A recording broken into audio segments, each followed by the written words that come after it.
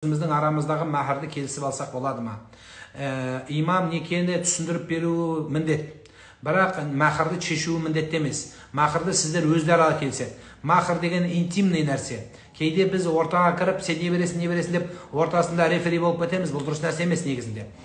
Еркек қиналуы мүмкін. Бұл интимный нәрсе. Бұл саудаласуы мүмкін еркек әйелімен. Әйел айта береді, маған ламборджини әпер, квартира әпер, маған машина әпер, ЖК, жилой комплекс, пентхаустан үй алып бер деп айта беруі мүмкін. Бірақ оны еркек былай шығарады да, қолын сүйеді, маңдайын сүйеді, жаным дейді, аны дейді, мына дейді, 2050 дейді, анау дейді, мынау дейді, өздері келіседі. Оған молданың бір тиынға қатысы жоқ ол жерде. Екеуіңіз келісіп шешесіздер. Молда тек қана түсіндіріп беру керек. Әйелдің осындай махр дегені бар, еркек беру керек, болды, осымен тоқтау керек. Ереже солай. Кейде біз қаттырақ басып жаңағы, сен не бересің деп қинап жібереміз, еркек қиналуы мүмкін. Мүмкін оның қазір жағдайы жоқ шығар. Мүмкін аз шығар жағдай. Соны саудалап отыруымыз сәл қиыспайтын дүние. Оны алқа алып береді. Анау қоймайды, айфон алып берейін деп. Айфонның қандайын алып берейін? Отырамыз ба сен 1 терабайт, 2 терабайт, содан кейін бар 13 Pro алып бересің ба, 12 Pro Max алып бересің ба деп. Со бола ма екен? Z Fold алып бересің ба деп. Не керегі бар оның? Ол молданың не қатысы бар ол жерде? Сіз екеуіңіз шешетін дүние.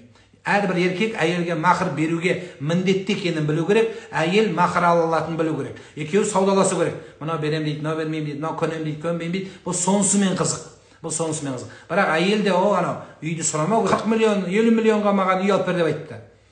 50 миллион саған үй алып бергенше ажырасып кетіп, сенің свежий әлі саған қосылған да жоқ. Сені талақ беріп, бұл бар басқа біреуге 40 миллионға, то есть 10 миллионға тағы бір әйеліп, 40 миллион запаста қалады оған.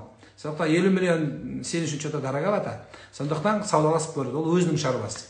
Оған ешкім кіріспейді. Әйел адам ауыздаған айта береді. Ананы әпер, жұлдызды әпер, күнді әпер, маған өткенде бір айтты, маған өле-өлгенше махаббатыңды сыйлашы деп айттым дейді. Махаббат махрға жүрмейді. Махр ценный нәрсе болу керек. Ертең сен ажырасып кетсең, сен соны сатып, мына екінші күйеуге тигенше соны пайдалану керексің. Смысл сода. Бірақ ол әлбетте несі болмайды, патология. Шамаң жетсе әпере бер бәрін. Маған десең, бүкіл Қазақстанның астында қазынасын сыйлап жүрген. Жер бетінде жалғыз махаббат сенікі болса да.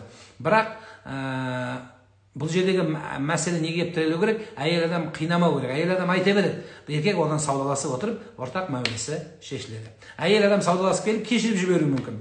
Мен бір неке қиып, 1 миллион десем, жоқ, риза емеспін дейді. 2 миллион десем, риза емеспін дейді. 5 миллион десем, еркектің настроениясы бұзылып кетті уже. Ойлады ғой, мынаны 5 миллион алғанша ажырасып кетіп, басқа свежийін алған дешевле болады деп. Сөйтіп ойлады, сол бір уақыттан әйел тұрды айтты, кешірдім деді, алмаймын ештеңе деді. Әшейін көрейінші деп едім, не қылайды деп. Сол әйел адам өзі біледі, кеш алады да. Махр төлемесе не болады? Жақсы болады, кеше салса. Еркек адам мойнында қарыз болып тұрады, әйел адаммен келісу керек. Кем дегенде, жоқ, мен алмаймын деу керек. Риза болып кештім деу керек. Ұстаз, махрге Меккеге қажылыққа апаруға сұрау өте ме? Өтеді. Қажылыққа апар десе өтеді. Индонезия, Малайзия мемлекеттерінде Меккеге апарады.